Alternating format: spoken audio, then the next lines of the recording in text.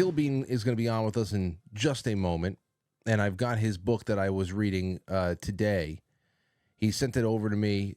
I got to read it on my iPad. It's called My Life: Transformation from Victim to Victor. And in this book, it goes through all of the details of his past and how he went from. We're talking about generational curse here. And I want to talk to him about that because I've come across a lot of things like that in my reading about generational curses and hauntings and possession and all of that. So it'll be good to really go through this chronologically, and then there's bigger questions. Bill, can you hear me right now? Yes. Oh. Hi, Frank. How are you? It's great to have you on, my man. And it's been a long time, but it feels like it was just yesterday. Sure does. And thank you for having me back on. It was great being on with you the first time and very much looking forward to being on with you this time.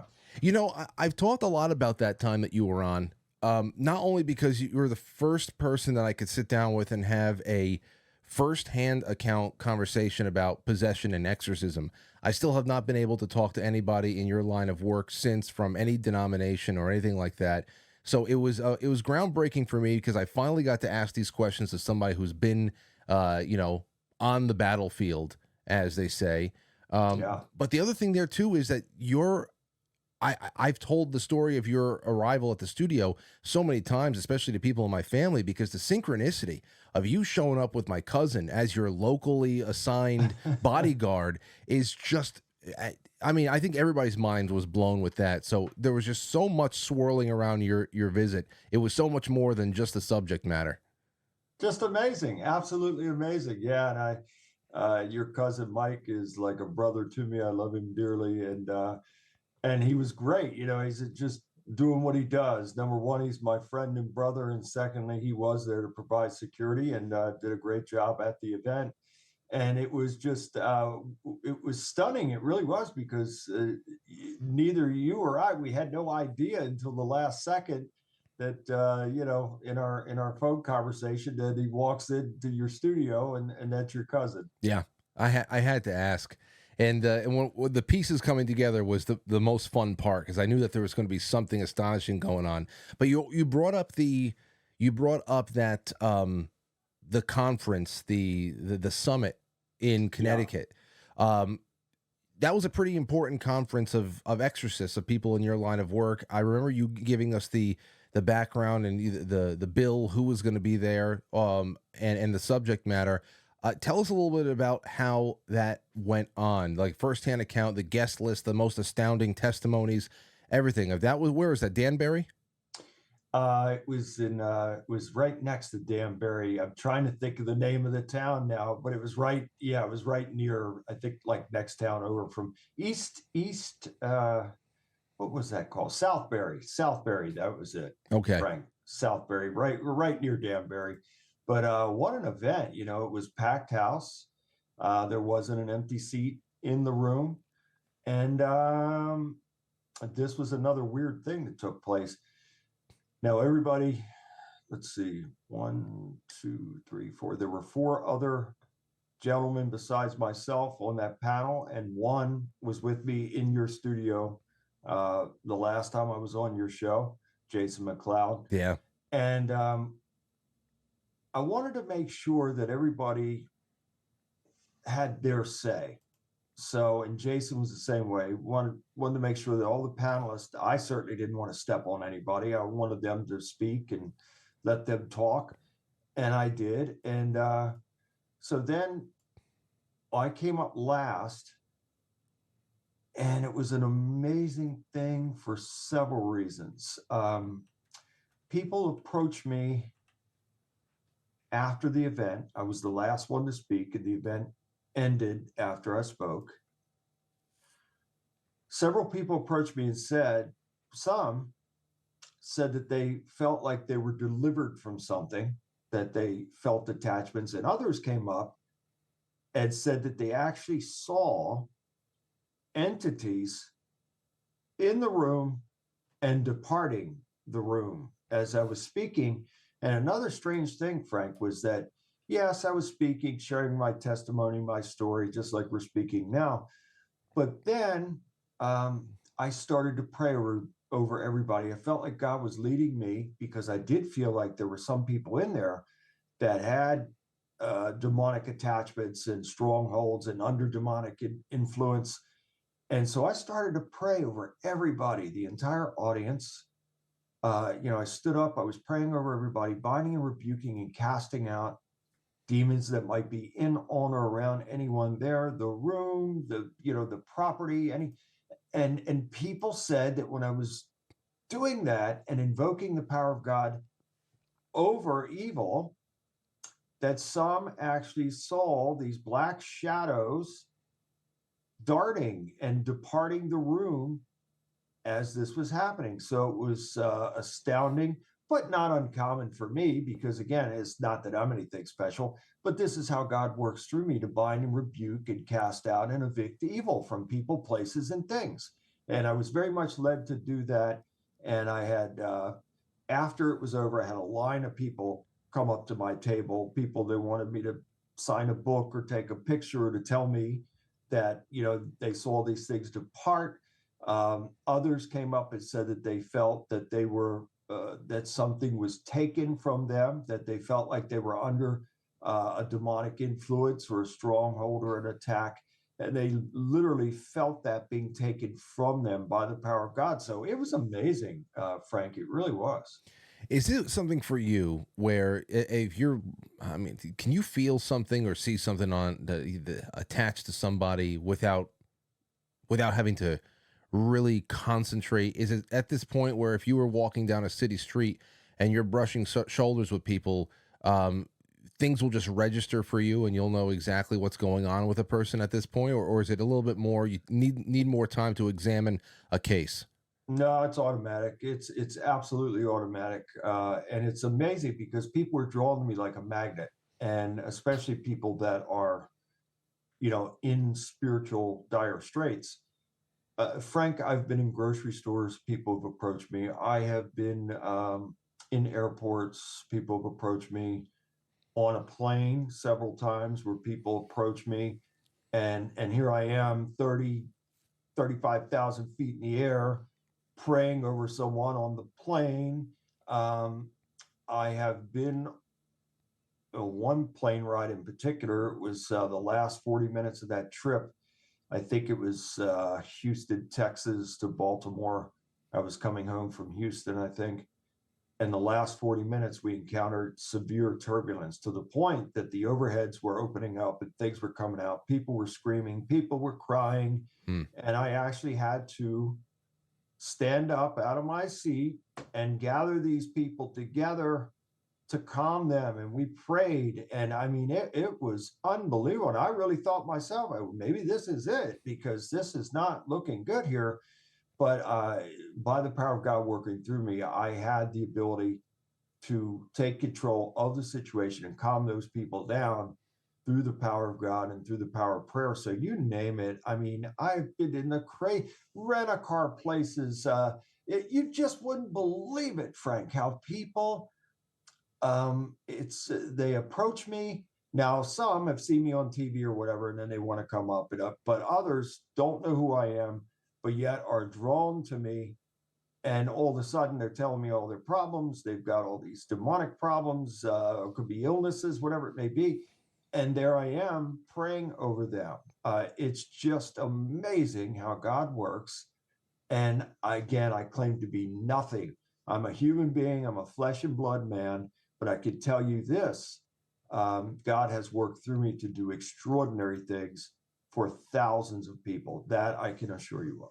And when you were at the studio, was there any ghoulish things floating around me or the equipment? I always have equipment problems over there, and I sometimes I feel it's got to be spirits because I have no technical reason for all my all the stuff going on over there. Did you have any heebie-jeebies when you walked into the studio? Well, Please say it's no. interesting that you say that because I did feel, even coming down the street, approaching your studio, I could feel something. And then when we got inside of there, and I wasn't going to say, you and I are just meeting. I didn't want you to think I was some kind of crazy man or whatever.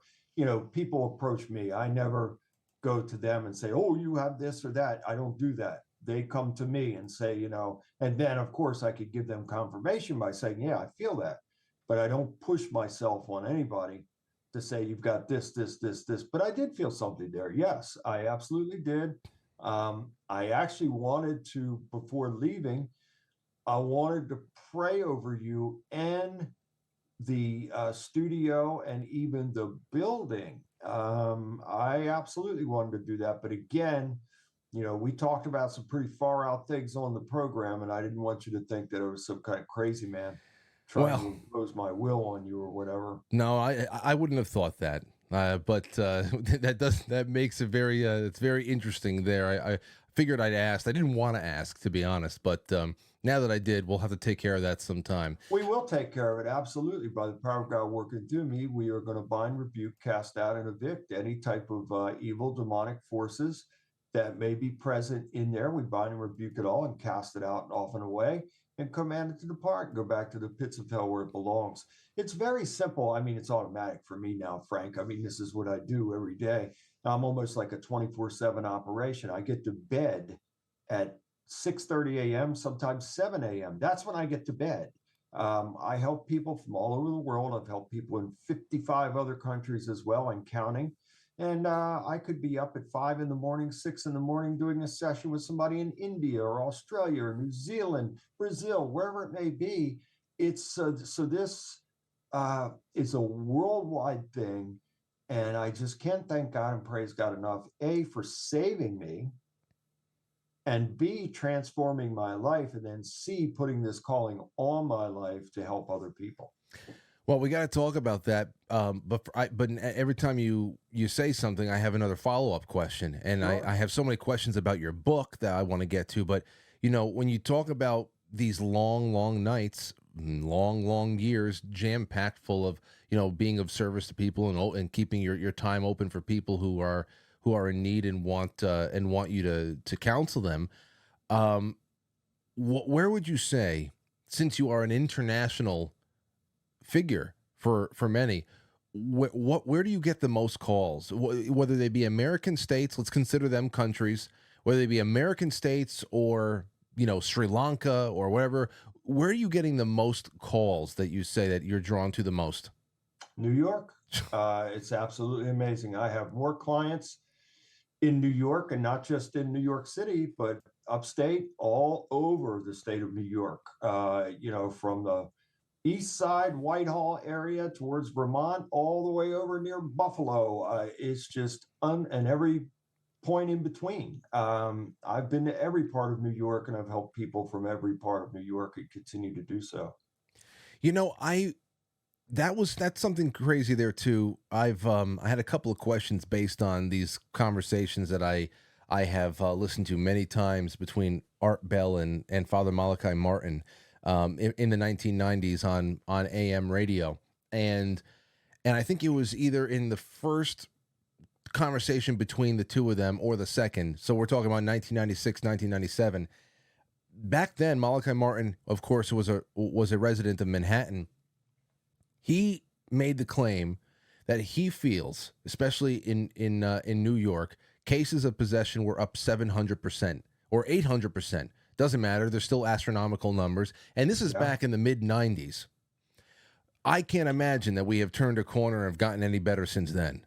No. What do you do? You think that kind of trend is still going strong? Yeah, it's happening everywhere, Frank, especially in New York. I'm always busy, but I could tell you already in this brand new year, if you looked at my calendar, you wouldn't believe it. All the days are filled. They're filled. So there are people that could continue, not just from New York, but from everywhere, to contact me for help. I'll be going back to New York very soon. And what I do, if I don't go to the person in person, then I have Skype or phone sessions with the person to perform the spiritual deliverance over them remotely. So one way or the other, by the power of God working through me, these people are going to be free from evil. And then I have to become a life coach in a sense, to where we have to put a game plan together for that person in moving forward to make sure that they're keeping all the doorways closed that would invite evil in. And then we have to get them, and this is the most difficult part. The most difficult part is to get the person out of the fear-based, trauma-based way of thinking and living into what I call warrior mode, which is faith, strength, and courage. So they have got to eliminate the fear and embrace faith. And that is easier said than done. Even in my own case, it was 2 steps forward, 3 steps backward until I got there. So that is the most difficult part of the entire process. I can imagine. I can't imagine. But you're right, it's up everywhere. So already in this new year, I'm inundated with people from all over the place, especially New York, having these demonic problems, and it's just absolutely astounding. So I see the uptick, and I would say probably for the last 3 years or so, there has been an increase in each and every year, and this year is starting off the charts. What would you say to somebody? Because when you talk about faith, I feel like the people who really beam with faith, they have been given a sense of perspective of the way things are, of the other side, of what's at stake. Many people, I'm sure that there are just people who were raised and they have been able to philosophize and be there, be present with their faith and grow and mature in that faith without there being some kind of a trauma. But I feel like it's hardest for people who haven't really had for me at least, I haven't had a very traumatic life. I've had problems as anybody else, but compared to people's problems, near-death experiences, any kind of abuse, a possession, whatever the hell it is, there was nothing. It's always been one of those things where I find it, and sometimes I do feel that gushing of joy and confidence in faith and love, and because it's been a slow journey for me coming back to faith after high school and college and just I have no time for that kind of stuff mentality. But do you find that people who who really just don't have a lot of perspective based on trauma or some other kind of big event in their life have a hard time really actualizing their faith and becoming more connected to it in a vibrant way? Reading your story, I can see why you being in the position right now, your faith would be unshakable. What you experienced, what you came back from, I understand your position. You are immovable in your faith. God. But there are days where I feel like a leaf blown in the wind still, because I feel maybe, well, is it because I haven't had a traumatic enough experience to, I didn't peek over the edge of hell? Does everybody need that in some way? Or is there a way for people, to find their way to that constant bubbling well of joy and faith without there needing to be something so drastic happen to you? May nothing of the sort ever happen to you. I don't want any trauma to ever take place in your life. I don't want you to have to peek over the edge of hell for anything.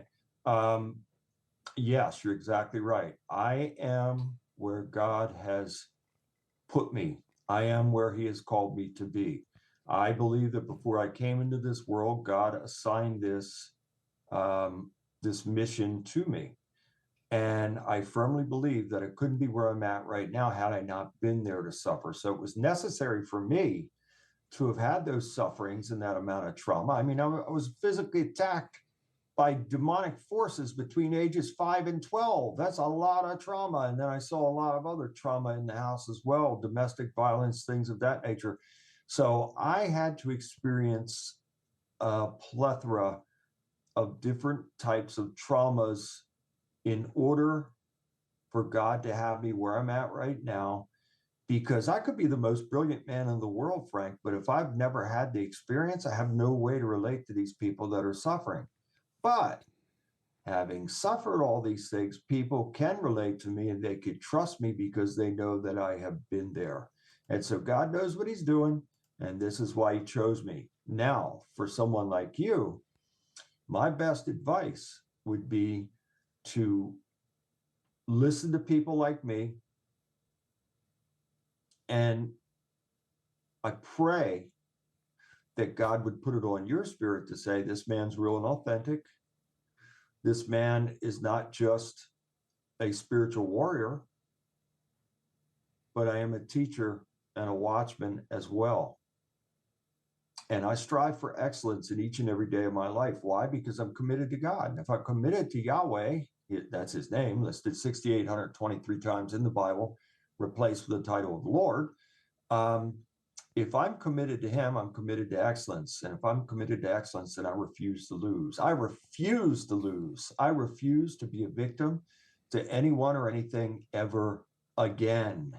And I could say that by the power of God working through me. So I declare victory in each and every day of my life, and will do so for the rest of my life. So I pray that you can look at somebody like me and say, okay, there has to be something, you know, even the most hardened skeptic would have to say there is something driving this guy. This guy believes what he's saying. There is something there. I've had people come up to me. As a matter of fact, Frank, I'm going to share this with you and your audience as well. And it really, I was taken aback by it. But it wasn't the first person to say this to me. I was recently on Coast to Coast Radio with George Norrie. You know, I'm on his show regularly. And we were talking about my new book. And George shared something with me that he never has. And I've known him since, I don't know, probably maybe the late 90s, early 2000s, somewhere in there. He shared something with me that I never knew. And I was on George's TV show, I think it was back in 2015. He's got a TV show called Beyond Belief. And I was flown to Denver and then had to go. I was taking the Boulder where their studios are. And, you know, I met George. We shook hands. He gave me a hug. Great guy. We've been good friends ever since. But he said on the broadcast a few nights ago, he said, Bill, I have never told you this before, but when we met and when I shook your hand, I felt this bolt of power come into me. He says, I have never, ever felt that with another human being in my life. Now, I was taken aback because George Norrie has interviewed thousands and thousands of people over the years, and he's met, you know, quite a few people. And that's the power of God. And George is not the only person to say that to me, Frank. There have been many other people that have said the same thing. And that is the power of God. It's not my power. It is the power of God working through me. So again, even for the most hardened skeptic, if a person were that way, they'd have to say, well, wait a minute now, let me try and consider this. And why is he saying these things? Why does he go about his life in the way that he does? Why is he in such strong faith as he says all the time? And look, I've given probably over 2,500 media interviews in my career. You can go back and listen to interview after interview, and you would hear me say the same things about my faith. You know, I'm always thanking and praising God for everything because it's true. I would be either dead or in prison right now if it wasn't for the power of God, if it wasn't for his love and his mercy and his favor and his empowerment as well, and then the calling that he's put on my life. So that would be my best advice to you, is to listen to somebody like me and say, okay, there's got to be something to this, and I'm going to make God first too, and I'm going to apply this to my life. So I have 10 steps to victory to live by, 7 declarations. And I say to people, if you've never picked the Bible up in your life, if you've not read one verse, I would challenge you to go to Deuteronomy 28 and read that, because that's all you need to know. If you decide to make God first in your life and you hearken onto his voice, then you will be blessed in all of your ways. Now, that's absolutely the God's honest truth, because I lived a life that was so horrible for so long that I was seeking death. I lived on the edge. I've been in many life-threatening situations throughout my lifetime. And God saved me every time. Let's talk a little bit about that here, because obviously very big statements you're making. You're right. I also wonder if we're getting the audio directly from your microphone, or if it is the webcam audio. I don't know. Is it breaking up? No, it sounds too of the room Uh-oh. to be, but maybe we can do that over the break or something. For now, Yeah, I can yeah, hear yeah. you all right. Let's talk about a little bit more to start off the book. For example, you're just talking about Deuteronomy. You bring Yeah, up the book of Enoch in the yeah. in your book, and what you think about it overall. But here's one thing: Enoch. I know the book of Enoch, though I'm not a huge scholar there, but we've talked about it a lot, and I've had people who know more than me talk about it. What do you think about um, the reading of unpublished books of the Bible? What are the advantages and the pitfalls of studying the so-called lost books of the Bible? Most importantly, the Book of Enoch. Well, a lot of Christian pastors would say, "Oh, that's a hellish book. That's an evil book." I don't think so. Knowledge is power, and power perceived is power achieved. That's number one. And secondly, how could you say that the book is trash, or if it's of no value, it's evil? Enoch was one of the most favored men by Yahweh. He came down and walked with him. Enoch was taken to the seven levels of heaven. He saw everything. This is one of the, if not the most favored, he's one of the most favored human beings of all time. And you're trashing him and say the book is no good and it's evil. I'm sorry, I don't buy that, Frank. Again, the Bible is a collection of writings, okay? In the King James Bible, there are 66 books. You have Catholic versions of the Bible that have more or less books, Ethiopian versions, so you could have as many as 83 or 86 books in one Bible, 66 in another, 50 some in another. It just depends on what version that you have. But the King James, for example, is 66 books out of 600. There were 534 of those writings left out, and the Book of Enoch was one of them. And so I personally think that knowledge is power. So, for me, this is how I go about it. I pray first and ask God to lead me to wisdom and knowledge and to give me discernment to know what is true and what is not true. Okay. Well, with that, I also wanted to just go into now from to because you spent a lot of time after that talking about your family and your backstory. But what I really feel is the biggest story about your family is that it seems that there's some kind of a generational curse there. Yeah. Um, I mean, the way that your grandfather was essentially murdered in the water. Yeah. There was just there's so much about you lived in a haunted house. That one story about the medium who came to your house to try to mediate what was going on with the entities in there, and then recommended the use of a Ouija board and actually riled up all the spirits Yeah. instead of actually making it, and then saying, "Hey, sorry, I can't stay. It's too dark in here." So making things worse and then leaving. All that stuff is just it's incredible for it to have affected at least three generations that you were talking about, starting and ending. I mean, and ending with you. Yeah. Where did I don't know if I had missed it, but where did you ever pinpoint the source of that possession of I don't know what do they call it, an obsession? Well, it would be a demonic stronghold, family bloodline curse. And Where did it start though? um, it started, I was told, by reliable family member source that it started back over 100 years ago when two family members came together and conjured those evil spirits up through ritual invitation, invocation, and they came through. So when you're inviting the devil in, he's going to send demons in there because he has a legal right to do so. And so it came upon the family and both sides of the family. And boy, I'll tell you, Frank, it created so much damage on both sides, so many untimely deaths, so many tragedies, so much bloodletting. Just unless you were there to see it, and even if you were there to see some of it, you'd be rubbing your eyes, saying, "Am I really seeing this? Is this really happening?"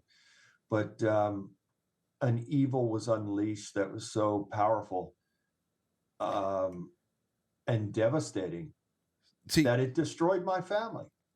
And it's crazy to me to think about that because I had mentioned the Malachi Martin interviews there, and I remember one of those interviews. He was discussing on Coast to Coast with he was being told about a previous caller on a previous night on Coast to Coast, a caller who came on and she was a devil worshiper, and she pretty much was gloating about having how she had taken measures to ensure that her child that was younger than 3 years old, she had taken measures to ensure that that child would join her in hell after she died. And Horrible. Art had asked Malachi Martin, said, "Is this even possible?" And Father Martin said, "Yes, it was." And now they didn't go in. They didn't go into any detail as to what such a possessed parent could do to condemn a child that has not even reached the age of reason to damnation like that. And now I can understand inflicting trauma, but I started feeling like, doesn't evil need to be a conscious thing? But when I read your book and I see generational curses, these things that stick around with families, it doesn't seem to skip over anybody, no matter how old or how young. And how rich or how poor. I have to tell you that the devil deals in legal rights. So he's still subservient to Yahweh. And all you have to do is read the book of Job to come to that conclusion, because he checks in with him there. And Yahweh says to him, "Where have you been?" He says, "I've been roaming up and down the earth, to and fro, in the dry places." And so he's reported in. And still does to this day. There's a lot more to the story. We touched on it a little bit last time I was on your program, but so it is through these legal rights that the devil is granted permission. And so this happens a lot. And I wouldn't say that this happens in every one of my cases, but in a good portion of the cases, some type of child molestation or rape or some type of violent traumatic thing has taken place. When that high level of trauma is established, obviously those demonic forces are on the perpetrator or perpetrators to carry out such wicked and heinous acts and crimes. But then when that high level of trauma is reached and established, some of those demonic entities will go on to the victim, because blood and secretions have come out through the adrenal pineal glands. Demons are attracted to it like candy. It's actually a drug. And it is a drug called adrenochrome. Whether people want to believe that or not, it is real.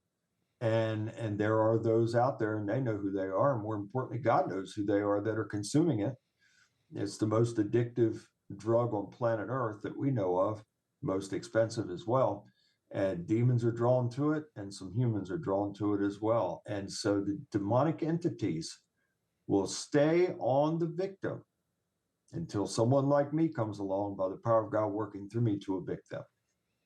And it's the same thing with these generational curses. They have to be broken. So if they continue on and on and on, and nobody's taking action to break them, then they will continue, because it's a legal right. So all these things have to be broken, Frank, by the power of God.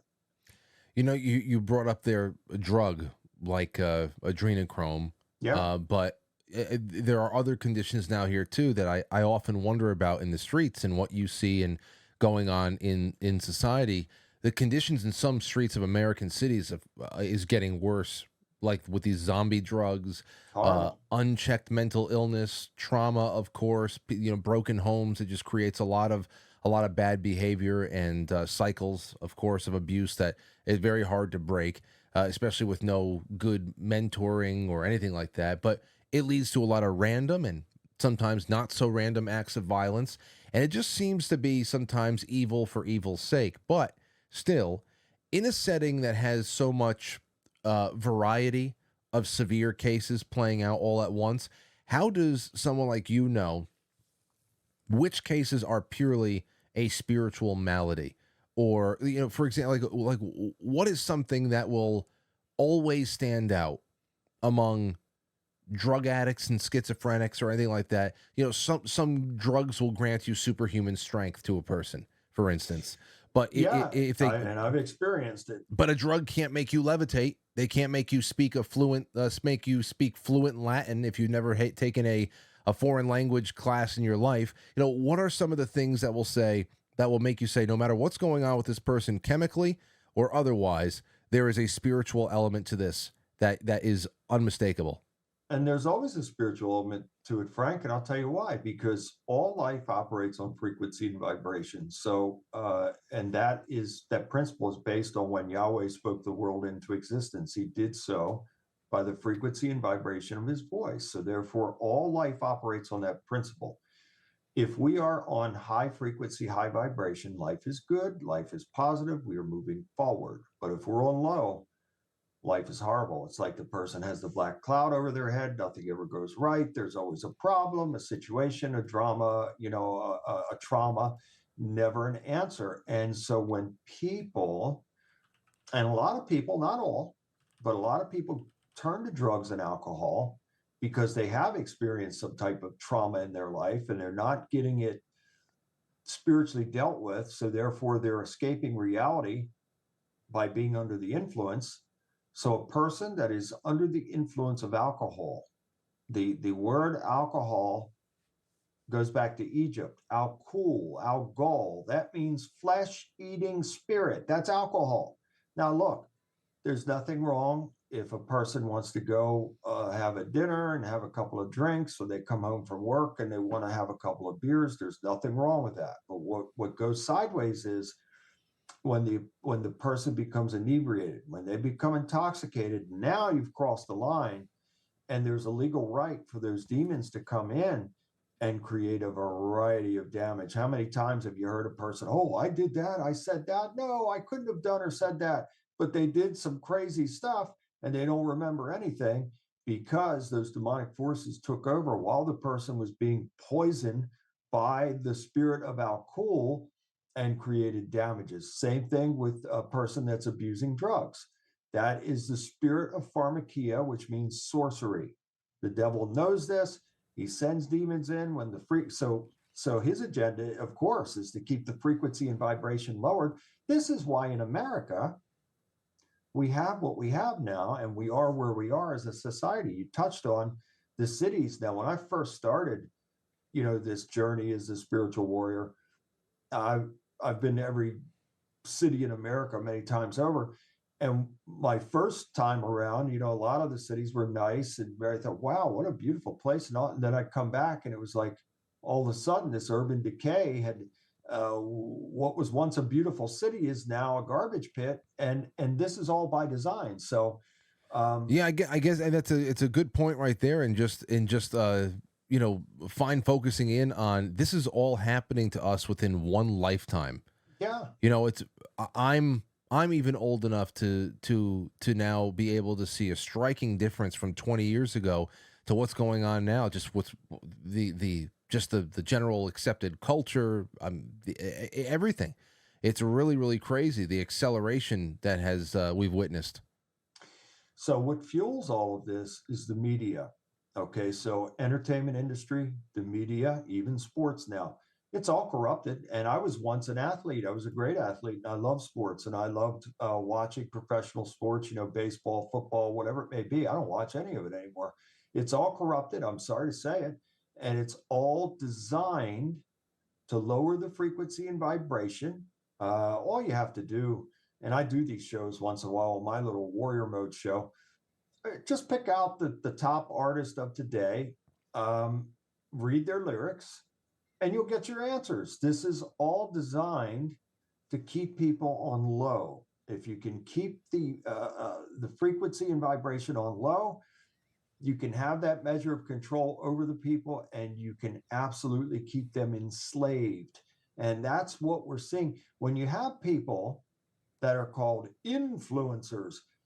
Frank, if we had a room full of people right now, we said, okay, tell us tell us any historical, if we asked a historical question, tell us who the first president was, tell us, oh, these people, they can't tell you that. But if I said to the same group of people, tell me about the Kardashians, they could tell me everything. They could tell me everything. And this is what our society is reduced to now, is that it is a spirit. It's the spirit of rebellion, the spirit of selfishness that has come on to society, especially in America. And so this has the devil's fingerprints all over it, and this is why we are where we are as a society, and this is why so many people are suffering spiritually. You have you've included in this book a lot of cases, maybe Yeah. some of the more banner cases in there. And as I'm going through this, I started thinking back to, and this is we have 10 minutes before we go on intermission here. So this is the question I'm going to leave you with before we go on break.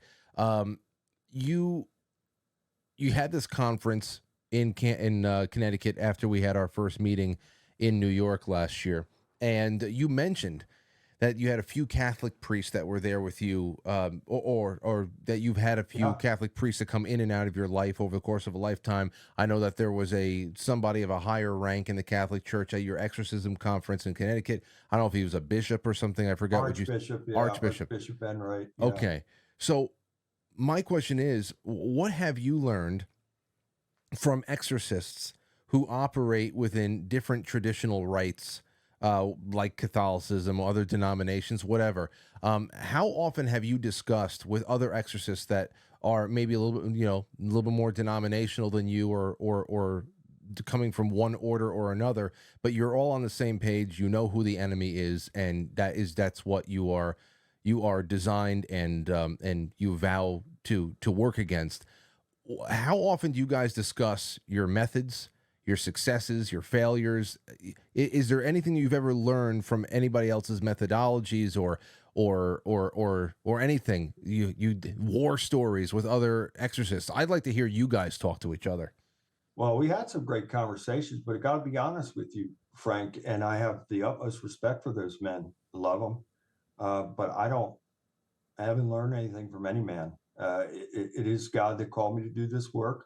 It is He that continues to work through me in how I go about it. So I don't seek advice from anybody else. I am secure in who I am and what I do and how God guides me to do it.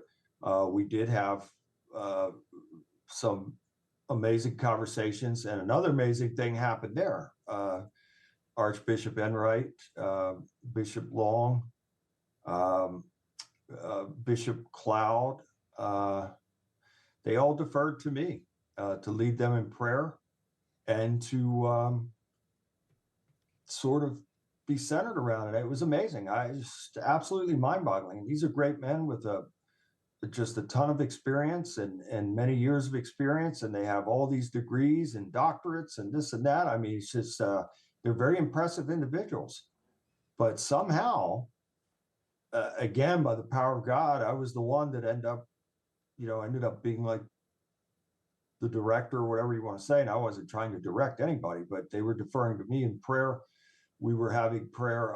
We were in prayer circles for the other, archbishops and bishops, and that felt like they were under attack, during this thing.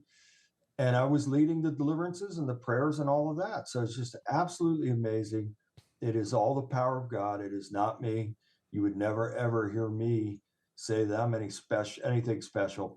It is the power of God working through me, and I thank Him and praise Him for it. Here's one last question before we go on break, and that is about a little bit more of the methods of meeting these entities on the spiritual battlefield. From whether it be movies, interviews, books that I've read, there is something that is always popping up, and that is the necessity of having the demon identify itself in the middle of this, to know, to have the demon say its name. Is that something that you have found to be pivotal in some way? And if not, why do you think that it is so important for others who have had success in meeting these demonic entities during the rite of exorcism? I don't think so, and I'll tell you why. Because the devil is the original liar. Okay, so if he's the liar, then his demons under him, they're liars too. So if you ask a name, what do you think you're going to get the real name from this entity? They're not going to be compelled to reveal their name unless they want to. And I've had that. I've had in some where they did reveal a name, but it is not essential. because you are taking power and authority over those things, whether you know the name or not. It is by the power of God and Yahshua Jesus the Christ's name that you are taking power and authority over them and binding and rebuking and casting them out. So whether they reveal a name or not, it really doesn't matter, Frank. Okay. All right. Well, Bill, you'll stay over with us into the other side of the intermission? Oh, absolutely. Sure. All right, ladies and gentlemen, we have more with Reverend Bill Bean. I have questions about his thoughts and his writings over here on UFOs and abductions, which is all in the book. We're doing a lot of this is in the book. The book is called My Life: Transformation from Victim to Victor, and you can go and check that out. Bill, where can people find this book on your website? Where else? Yeah, they could go over to BillJBean.com and get a copy there. There's also a button there if you want to order directly from Amazon. So the book is listed on Amazon. And if you want a signed copy, then you can order directly from me at BillJBean.com. Okay, it is the second half, and boy, oh boy, do we have, we've already done a lot, and there's so much more to do. Bill, you there? I am here, my brother. Are you feeling good? Absolutely. I can't believe we covered a lot of ground and the time went by like a blink. You know, that's the good thing about just practicing these conversations. You get a lot of practice. You can fit a lot in a little bit of time and not lose too much. So that's and we've had a good rapport ever since the first time we spoke. So it's great to have you back again. I want to check in on what people are asking too. That should be pretty interesting. But in the meantime, let's get to something really pressing. And that is your thoughts on UFOs, the UFO phenomenon. It was obviously important enough for you to bring this into the mix in the book, to actually publish your thoughts. So I have a member of the audience. I'll throw it to you this way, the first question. I have a member of this audience who wrote to me years ago about his abduction experiences and still stays in touch from time to time. And he told me that while in the throes of the most terrifying abduction experiences, he clung to the name Jesus Christ, and it did nothing for him, which scared him even more. And that he was convinced that we are talking about that there at least must be some class of non-human entities that are not necessarily classified as anything that would be, spiritually compelled or cast out like demons or anything like that, because he got no response out of this in invoking Christ's name. So do you feel like there could be, obviously you need to know his situation to ascertain what might have happened there, but is there any class of entity that would be resistant to this in a spirit, if they were purely spiritual? I can't imagine. Yeah, I would have to say no, because again, if Yahweh is the creator of the universe, then that means everything is subject to him, including the devil. Everything is subject because he's a creator.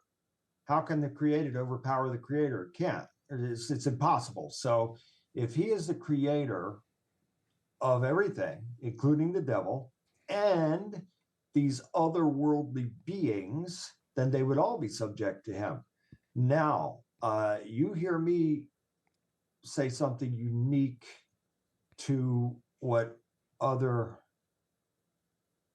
holy men may say.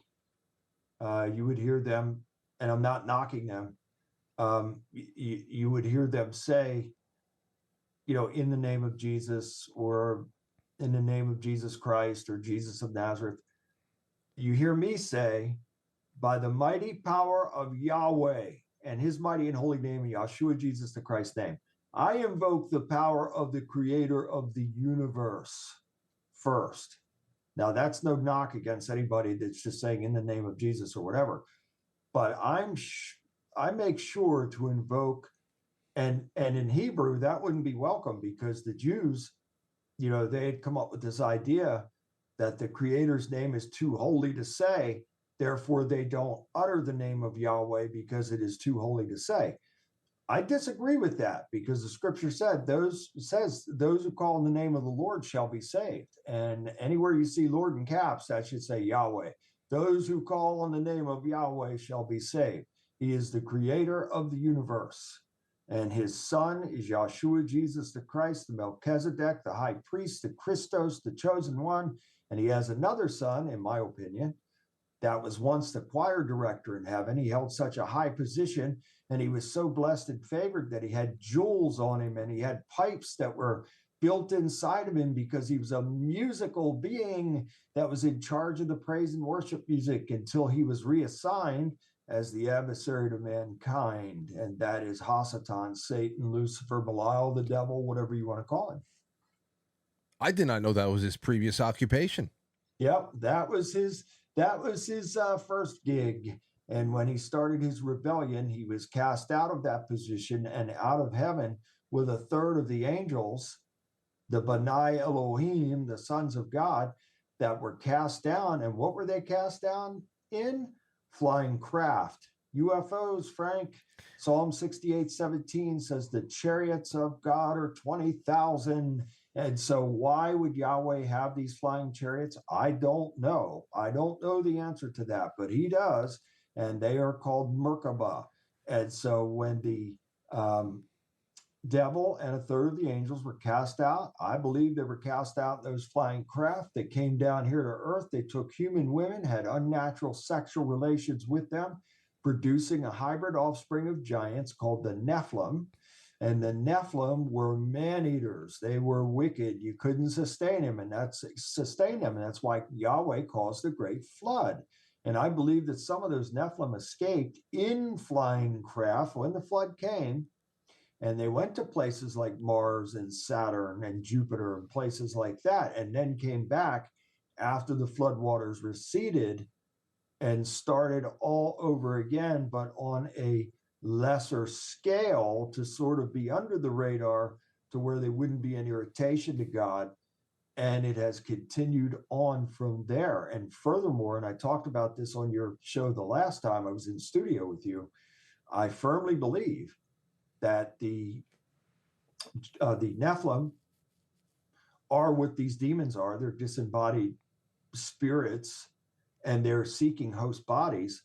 But also, they went in to the forest and the woods and the fields and had unnatural sex acts with apes, bears, dogs, wolves, monkeys, you name it.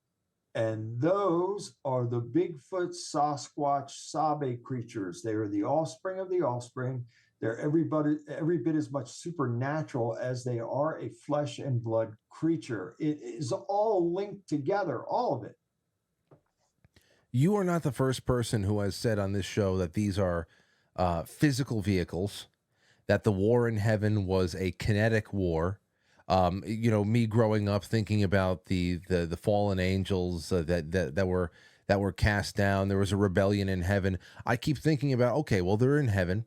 There's no need for flying around. I think what use would a celestial being need a plane for, or a fighter jet or a hovercraft or anything like that? I see them as, okay, well, they have the power of flight, or they're spirits, so they don't have actual physical bodies perhaps, or if they did have physical bodies, then they probably would transport around like Nightcrawler from the X-Men or something like that. So now you're not the first person to say that, no, these are physical craft.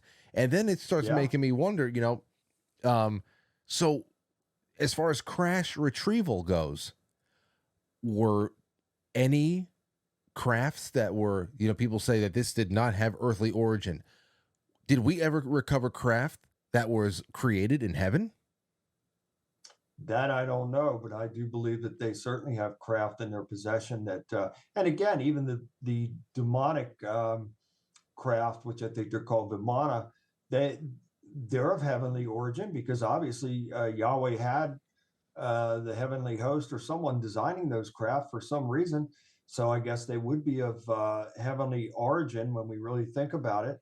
And furthermore, I think this has been going on for a long time. Now, I couldn't go into a court of law and prove any of this, but I strongly believe what I'm saying to be true. And this has come through prayer and a lot of research.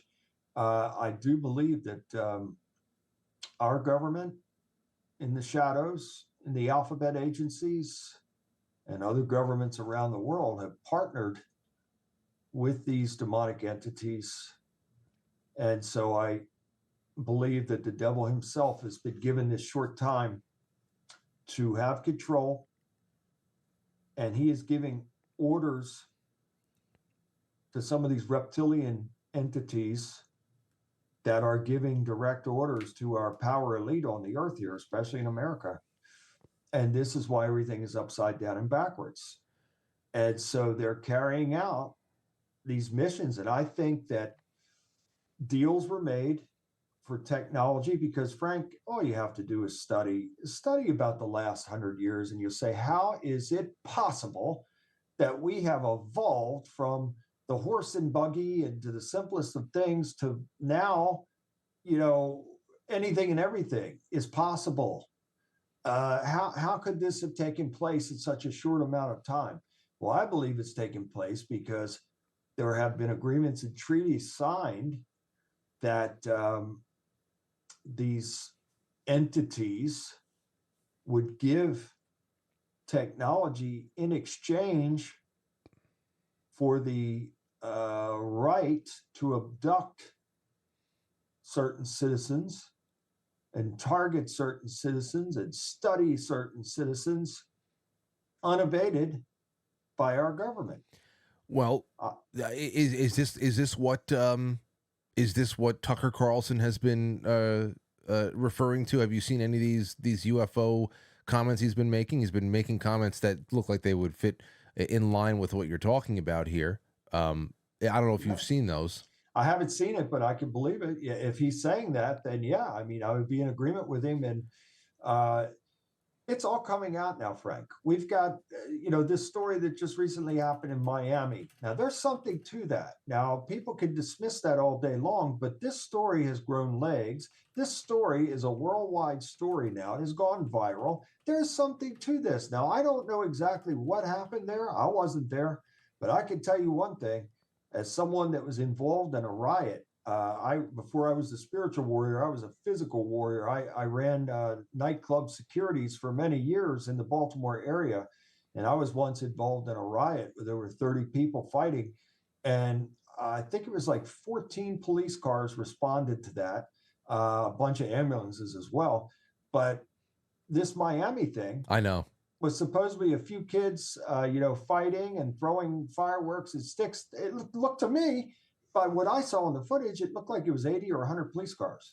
Something took place there that was far more serious than what they're saying. I have not really touched the subject since the week that it came up, and mostly because we know that after a couple of days of theories, after a couple of days of follow-up reporting, you knew that, the lead was going to get buried and we're going to move on to something else. But like you said, there will always be some point of curiosity about what was really going on just because of the police response alone.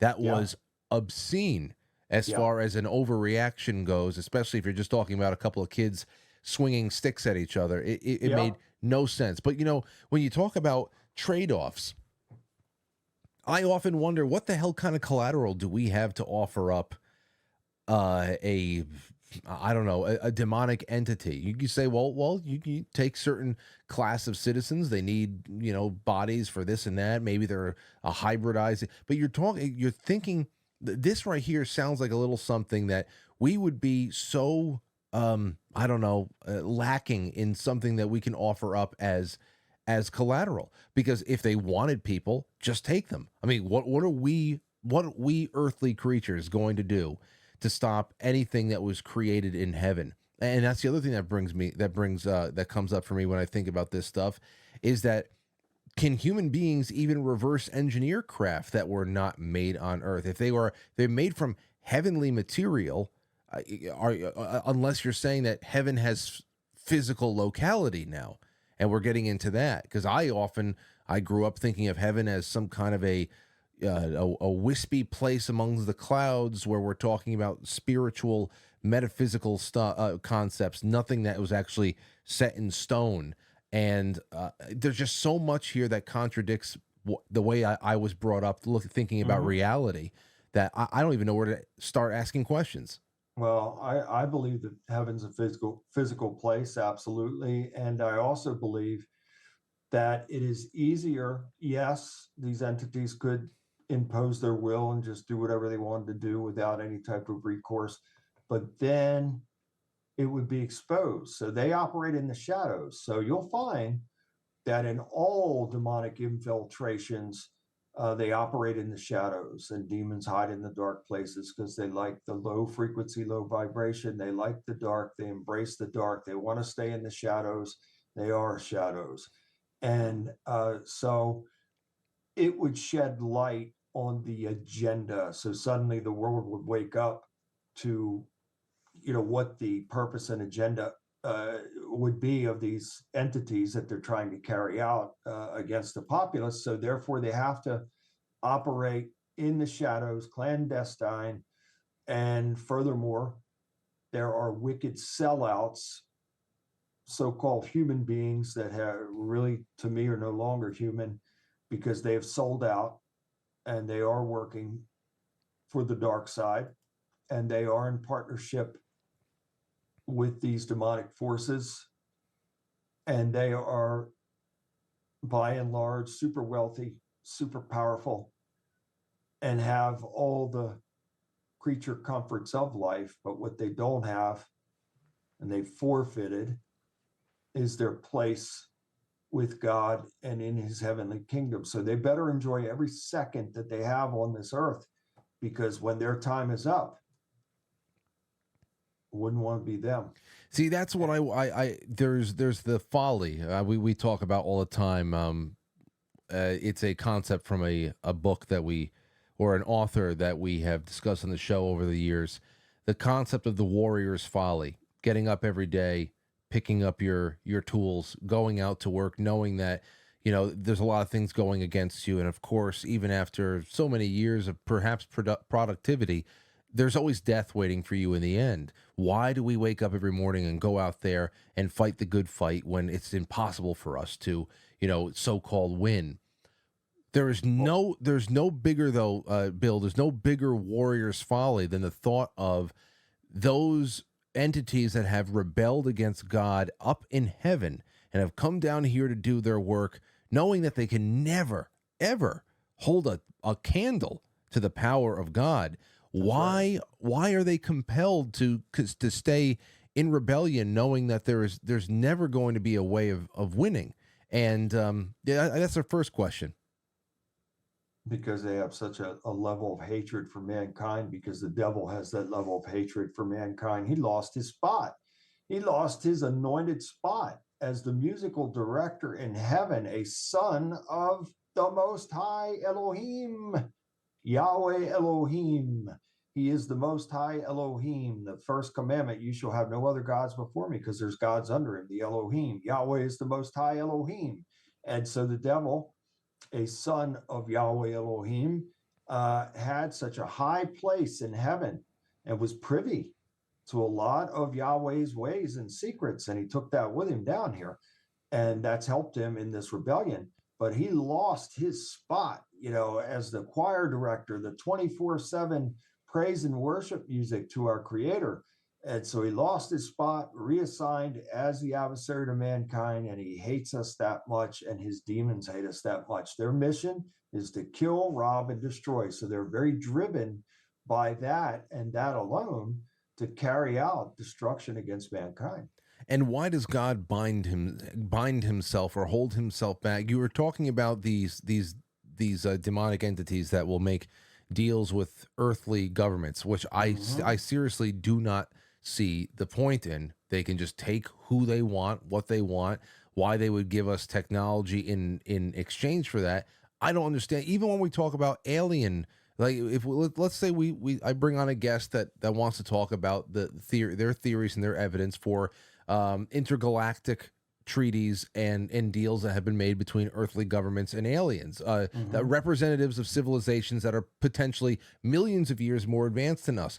What the hell kind of collateral do we have if they want to take our cows and some of our people, they'll just take them. I mean, there's nothing we can do to stop them. And there's also nothing we can do to really prevent people from finding out about their presence if they really want to be known. So, but it would be very messy though, Frank, because then the plan would be discovered, and the people, even though most people on this planet are asleep, they would suddenly be awakened to this reality, and it would cause widespread panic. It would cause war, because some men, like us, we would stand up and fight, even if it cost us our lives. We would stand up and fight, but others would die from heart attacks. Others would commit suicide. It would be hell on earth. It would be the biggest mass panic in history. And that's why they don't reveal themselves in that way. So there has to be perhaps the collateral, or the little reward for the little human minion that is in cooperation, is that, hey, we're going to give you what you want. Let's just keep the lid on all of this, keep the people asleep, and we'll do what we do. So then let me get back to that other question I had thrown out there too. With all of this, with these demonic entities running roughshod over the earth and cutting their deals, and of course, infesting so many churches and institutions and everything, for them to have such a field day right now, my question is, why does God bind himself? Why is there the presence of evil has been the biggest red pill for me in coming back to faith, because there needs to be an opposite counter, if not greater force, to what is so evident around us. And that's how I started really having my awakening and my reversion. But as far as I always ask the question, hey, I know about the deep state. We know about the presence of the deep state. Every time that there is a spying scandal that makes headlines in the U.S. government, we learn of these little tiny FBI minions, names we never knew before, that now have faces. And it's like, oh, there must have been tens of thousands of these people. You better believe it. There's always right. there's always a way to get an accounting of some level of accounting of the evil that is out there, but it's always so hard to get an accounting of the good. And why is it that God binds himself? What does he wait for? He's not binding himself, but what he's doing is he's operating on his promise to give man free will. So this is all by free will. So guess what? He's not going to lift a finger to fix anything, because man, by our own free will, are making the mistakes in a rebellion against him. So think about this for a second. If you created everything and you said, okay, I'm going to give my creation free will, but if my creation started thumbing their nose at you, I think you'd be a little upset. I know I would. And so therefore, he does nothing in the way of rectifying anything until, which I believe is coming soon, a great and terrible day comes. And you could call it end times, you could call it whatever you want to call it. It will be a swift ending and then a new beginning.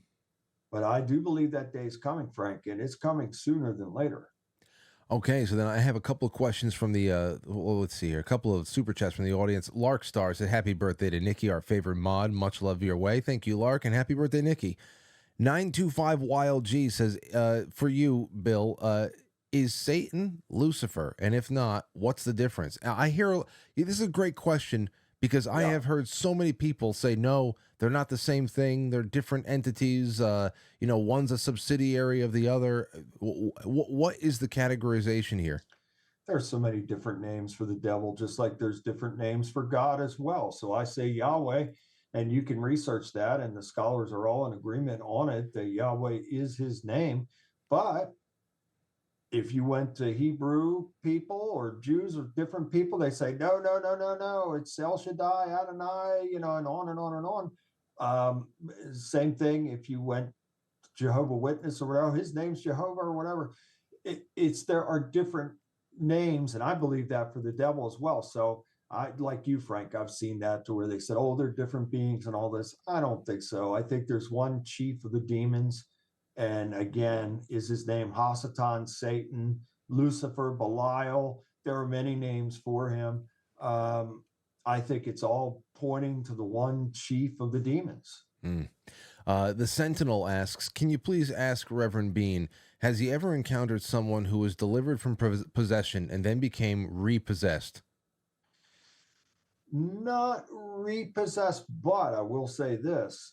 I have gone back in some of those possession cases. I have gone back to the victim several times afterwards because there were attempts to put that person back under possession. And that's where, like I said to you in the start of the show, I have to sit down after this is all over with, after this evil is evicted from the person. And I have to sit down as a guidance counselor, a life coach, to say, we've got to put a game plan together for your life now to make sure that we keep all these doors closed. Because if we don't, then 7 more wicked than the original can come back. And there can be attempts to repossess that person, and they'll be 7 times worse off than they were. So, I've been back to people like that multiple times.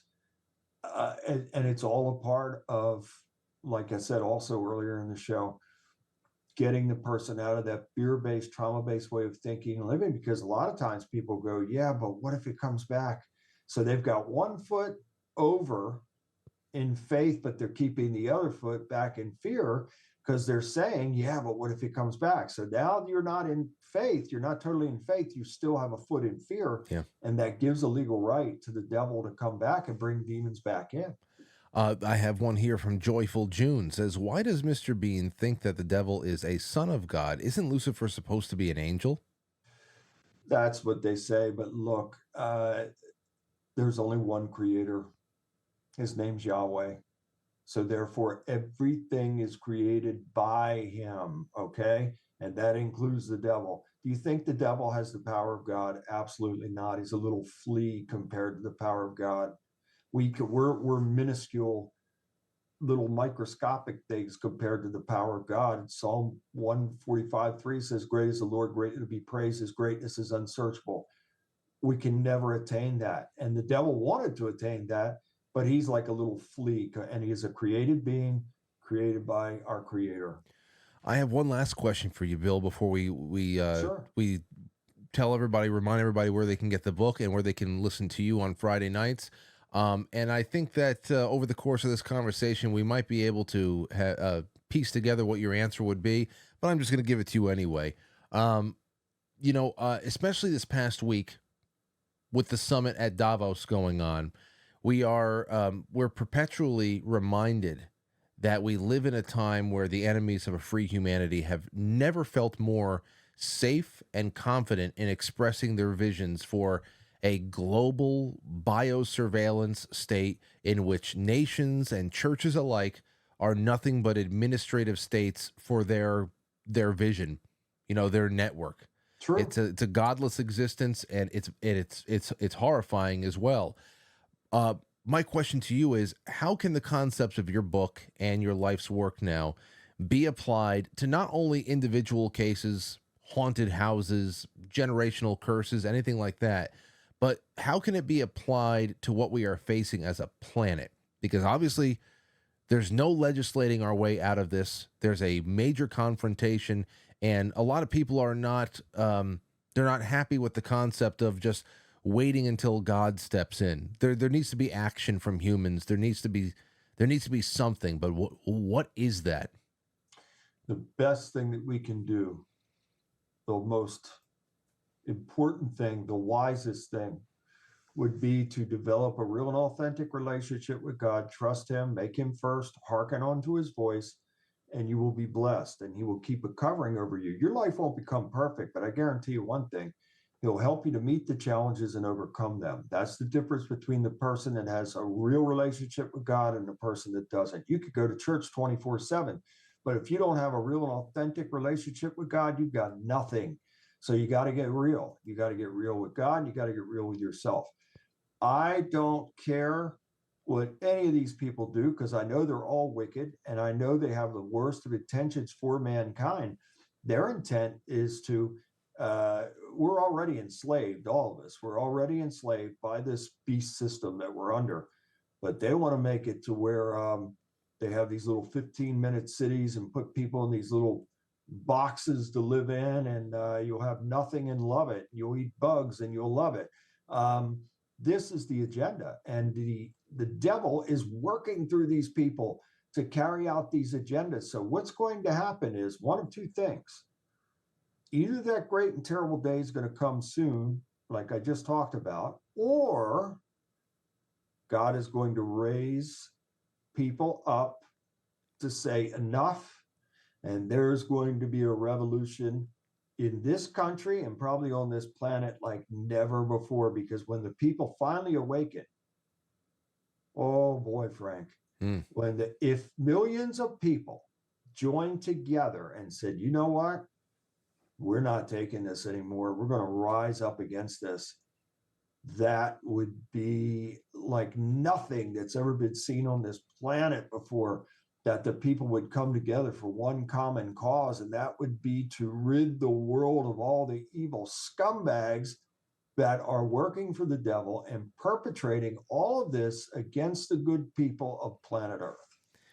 Now that is a movie I would love to be cast in. That sounds Yeah. like it does sound glorious, and I revel in the imagery. I really do. You know what? And one more just came in real quick, and I think it goes in a little bit more into that individual cases category.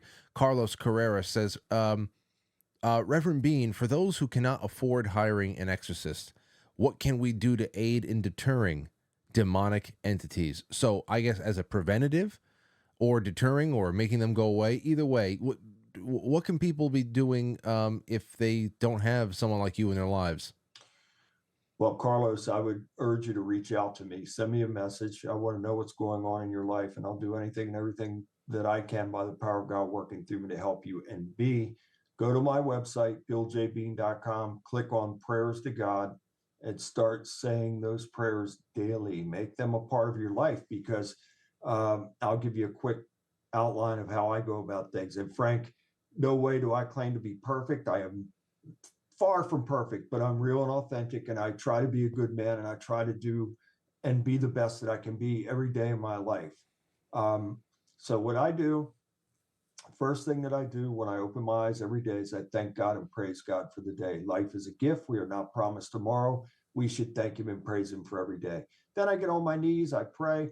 I ask him to bless my day, my wife's day, everybody, and bless my food. Thank you for the food I'm about to. I don't eat or take one thing into my body unless I pray over it, because we're being poisoned in that way as well. So I pray over every single thing. I don't care if it's a stick of gum. I pray over it. I thank God and praise God for it. I ask him to bless it to my body. Then I have obviously a continuous dialogue with God throughout the day, because I'm dealing with multiple clients every day. And then I don't care what time it is. I don't care how tired I am. If it's 6:30 a.m., if it's 7 a.m., sometimes even 7:30 a.m., I say a spiritual warfare prayer before I go to bed, and I declare victory in the day. I declare victory in each and every day of my life, and will do so for the. I'm consistent in it, Frank. I don't care how I feel. It doesn't matter. I am absolutely 100% consistent in my relationship with God. So as I said to you earlier, I once had a life that was so horrible that it was seeking death. And now I have a life that is so blessed that I wouldn't trade my life for anybody's life on this planet. Well, I really appreciate the guide, and like you said, those guidelines and those tips are all throughout your website. Your story is told in great detail, and it was really a fun read, even though it's heavy situation, but it's fun because I know you now. Thank And you, I brother. got to learn so much more, and I hope people go check it out. That's BillJBean.com. I'm going to be sharing that URL throughout all this, wherever we post this and all the podcast platforms. Bill, I can't thank you enough for all the time you gave us tonight, and I wish you guys have a wonderful weekend over there in Maryland, and hopefully we cross paths sometime soon. I know you're going to be in New York soon, but you might have a too busy of a schedule to see me. But we got to do that again soon. I may pop in if I have the time, and I'll get your cousin, and we'll pop in and see you. And thank you, Frank. It's always a pleasure, and it was great once again. And I look forward to the next time. And thank everybody out there for tuning in. And God bless you and your family, and God bless all of you out there that are tuning in. And can't wait for the next time. Thank you, sir. Have a great night. You too, my brother. All God right. bless. There goes Bill Bean.